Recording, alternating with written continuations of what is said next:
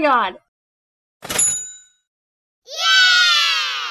Hello everyone, কি অবস্থা সবার? তো আপনাদের অনেকের কোয়েশ্চেন থাকে যে কিভাবে হামজা চৌধুরীকে পেতে পারেন। তো বন্ধুরা, আজকের ভিডিওতে আমরা সেই পদ্ধতিটা দেখাবো।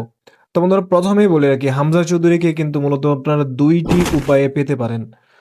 এবং এই প্রথম উপায়টি হচ্ছে বন্ধুরা, এই যে ট্রান্সফার মার্কেটটা দেখতে পাচ্ছেন বন্ধুরা, আপনারা রেগুলার ম্যাচ খেলার পর, রেগুলার লাইভ ম্যাচ খেলেন, অথবা আপনারা যদি ওই যে কোনো ম্যাচ খেলার পর, লাইভ ম্যাচ অথবা কেরিয়ার ম্যাচ খেলার পর এই ট্রান্সফার মার্কেটটা চেঞ্জ করবেন। কারণ প্রত্যেকটা ম্যাচের পর এই ট্রান্সফার মার্কেট কিন্তু চেঞ্জ হয়।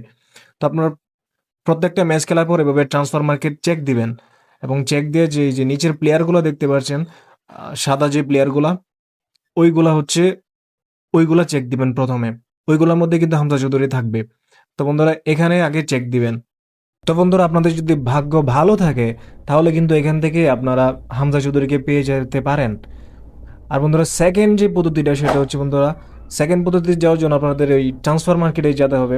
তারপর এখান থেকে স্কাউটে চলে যাবেন। ওই যে স্কাউট দেখতে পাচ্ছেন উপরে, ওই স্কাউটে যাবেন, এবং স্কাউটে গিয়ে আপনাদের যে কমন স্কাউটটা আছে দেখবেন, আপনাদের 70 কয়েন বা 75 কয়েন এমন লাগতে পারে।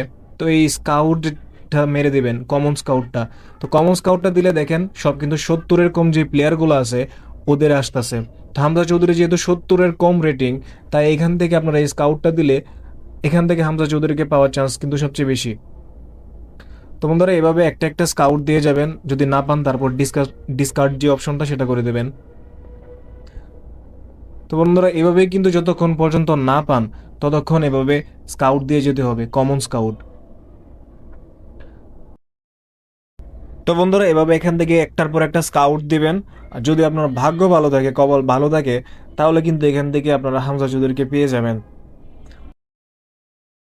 তো বন্ধুরা, তাও যদি হামজা চৌধুরীকে না পান, তাহলে কিন্তু এর একটা অন্যতম কারণ হতে পারে যে অ্যালগোরিদম আছে গেমটার, সেটা। যেহেতু আমরা সবাই বাংলাদেশ থেকে গেম খেলি, এবং এফটিজি কিন্তু খুব ভালো করেই জানে যে হামজা চৌধুরীর যে ডিমান্ড, এটা বাংলাদেশের প্লেয়ারদের কাছে অনেক বেশি। সো তারা ইচ্ছে করেই দেখবেন হামজা চৌধুরীকে আপনার আইডিতে দিবে না। সো অনেক কষ্ট করে ওদেরকে পেতে হবে, এটাই স্বাভাবিক। তো বন্ধুরা, আপনাদেরকে অবশ্যই ধৈর্য ধরতে হবে, এবং বেশি বেশি লাইভ ম্যাচ খেলবেন, লাইভ ট্রান্সফার চেক দিবেন খেলার পর, এবং ওখান থেকে পেতে পারবেন।